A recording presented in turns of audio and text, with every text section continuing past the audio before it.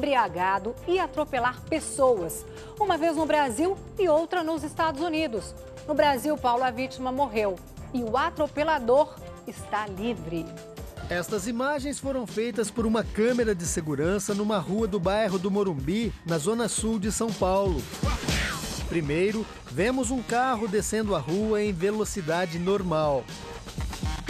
Pouco depois, uma moto aparece subindo. Nesse momento, um carro surge do outro lado e acontece a batida de frente. O motociclista é arremessado para cima e a moto arrastada por vários metros. O condutor da moto, Fábio Wade, de 43 anos, morreria minutos depois. O motorista do carro, Bernardo Romiti, de 36 anos, foi preso, mas libertado depois de pagar uma fiança de R$100 mil. Gisela, a viúva, tem 41 anos de idade e passou mais da metade da vida ao lado de Fábio Wade. Juntos, construíram uma família, tiveram 2 filhos, João, de 7 anos, e Antônio, de 14. Era sempre foi um pai muito presente, muito carinhoso, muito brincalhão. Fábio era sócio em um restaurante de comida árabe. Havia trabalhado o dia todo e voltava para casa numa quarta-feira à noite, quando a moto em que estava foi atingida pelo carro. O acidente aconteceu bem aqui, neste lugar. O carro vinha de lá para cá, segundo as testemunhas, em alta velocidade. É um lugar onde a visibilidade não é boa para quem vem de lá. Olha, é uma subida, aqui tem um topo e aqui já uma curva levemente acentuada para a esquerda. O impacto foi bem aqui. Fábio Wade ainda foi socorrido por moradores dos prédios vizinhos. Reinaldo Costa foi um dos primeiros a chegar e encontrou o Fábio gravemente ferido. Aí nós começamos a conversar com ele e nos animamos porque ele estava consciente, estava conversando conosco consciente. Embora a gente insistisse para ele ficar acordado e alerta, ele foi entrando realmente num estado de ruptura interna dos órgãos. Após isso, foi constatado o óbito, né? No momento em que o acidente aconteceu, Gisela estava em casa, ao lado dos filhos. De repente, o mundo da família Wade desabou. Passei a madrugada com essa notícia. Ele não resistiu, não é possível, não é, eu quero ver ele, não pode ver, não, eu quero ver. Aí veio a mochila, veio a carteira, veio o tênis, e aí você vê que é ele. A principal testemunha do acidente é Ricardo Fittipaldi. Foi numa quarta-feira à noite, por volta das 10 horas. O Ricardo saiu aqui na sacada do apartamento dele, o 13º andar, e daqui de cima ele viu todo o acidente. Sim. Eu comecei a escutar um barulho, um ronco de motor produzido, aumentando, muito rápido, e eu comecei a olhar. E aí eu vi o carro preto subindo numa velocidade muito grande. Vinha de baixo. É. E aí chegou aqui em cima, ele invadiu aqui essa parte da contramão, que é o pé do poste aqui, ó, rente àquele carro preto. Exatamente embaixo do poste, ali 1 metro para frente, foi o momento do impacto da colisão com a moto.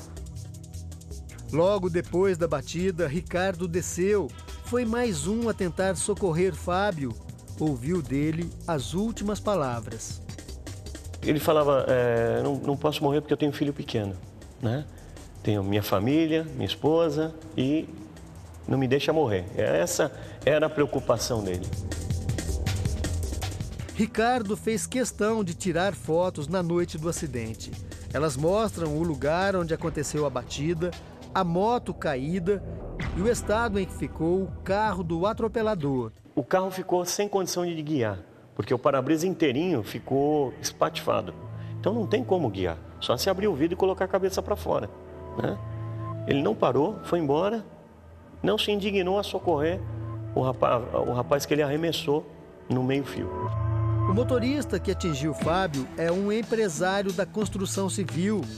Bernardo Romiti foi detido numa rua próxima por policiais. Na batida, a placa do carro dele tinha caído e foi levada por Ricardo para os PMs. Ricardo ficou impressionado com o comportamento do motorista. Ele fala, vocês sabem com quem vocês estão falando? A preocupação dele era falar com alguém no telefone que devia ser um advogado. Eu indaguei, eu falei, escuta, você, meu amigo, nessa velocidade? Ele falou, meu amigo, eu moro aqui no bairro há mais de 30 anos, você quer me ensinar a dirigir no meu bairro? O Domingo Espetacular teve acesso aos depoimentos dos principais envolvidos. O policial militar que atendeu a ocorrência conta que Bernardo estava com fala desconexa, olhos avermelhados, dificuldade motora. Disse também que foi preciso uso de força moderada para controlar o motorista. Bernardo se negou a fazer o exame do bafômetro, mas este laudo, elaborado na delegacia, afirma que Bernardo Romiti apresentava sonolência, olhos vermelhos, desordem nas vestes e odor de álcool no hálito. Ele também mostrava agressividade. Depois do acidente, o motorista Bernardo Romiti foi trazido para este distrito policial, que fica no bairro do Morumbi, em São Paulo. Aqui foi constatado que ele não estava com a carteira de motorista e, além disso, apresentava sinais evidentes de embriaguez. Apesar disso, a delegada de plantão Milena Massuco Suegama, que não quer gravar entrevista, o indiciou por homicídio culposo, o que praticamente isenta o motorista de uma responsabilidade maior pelo acidente. Este advogado, especialista em trânsito, diz que a interpretação de homicídio culposo feita pela delegada de plantão não é comum para um caso como este. Isso não evidencia a culpa ou a imprudência, e sim o chamado dolo eventual, porque ele assume o risco de produzir o resultado, ele assume o risco de matar, estando em alta velocidade, alcoolizado e na contramão. Este não foi o primeiro acidente automobilístico em que Bernardo Romiti se envolveu.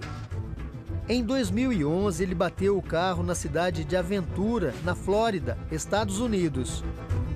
Na ocasião, Bernardo dirigia embriagado, sem carteira de motorista e também fugiu depois do acidente. A diferença é que lá não houve vítimas graves. Mesmo assim, Bernardo Romiti foi preso nos Estados Unidos. Aqui no Brasil, depois do acidente em que Fábio Wade morreu, Bernardo ficou apenas 2 dias na prisão. Ele foi solto no mesmo dia em que Fábio foi enterrado. A liberdade de Romiti custou R$100 mil, valor da fiança que foi paga à vista. 10 dias depois de ser solto, Bernardo registrou um boletim de ocorrência na mesma delegacia, comunicando o extravio da carteira de motorista. Um fato estranho, já que, na verdade, a carteira de motorista de Bernardo Romiti está vencida há 5 meses e não foi renovada porque, em março deste ano, ele acumulava mais de 300 pontos na carteira. Além disso, Bernardo Romiti responde a 8 processos administrativos por não respeitar as leis de trânsito, mas dirigia normalmente pelas ruas de São Paulo naquela noite de 17 de julho. E a pessoa não pode sair de casa, beber, se enfiar num carro, entrar na contramão em alta velocidade, arrastar uma moto, porque arrasta a moto e foge. Não viu? Bateu numa árvore? Como assim? Gisela conta que os filhos, João e Antônio, choram todos os dias. Antônio, de 14 anos, se despediu do pai com esta cartinha, publicada pela mãe numa rede social. Antônio diz: ontem de madrugada perdi a pessoa mais importante da minha vida, meu pai. Ele era um homem que vivia para mim, meu irmão e para minha mãe.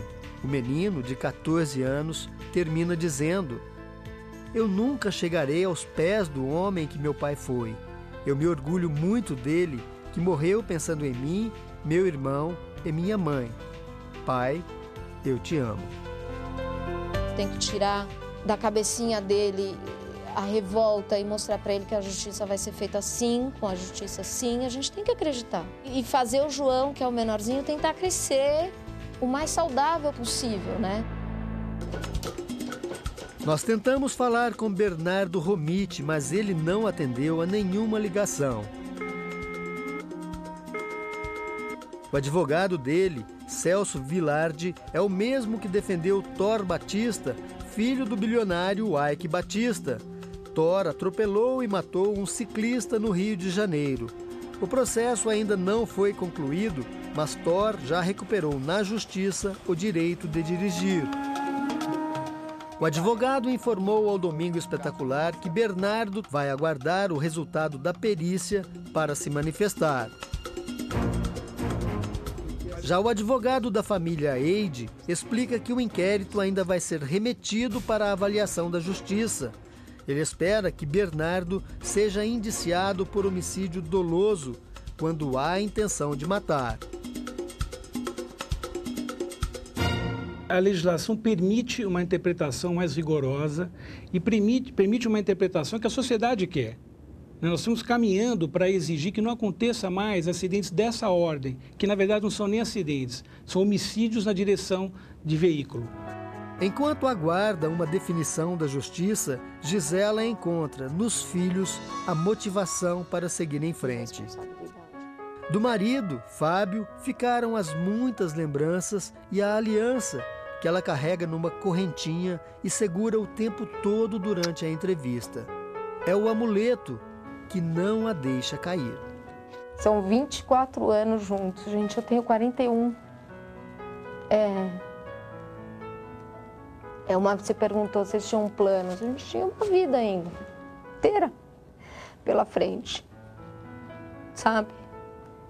De muita luta, de muito tudo, mas de muito amor, de muita cumplicidade.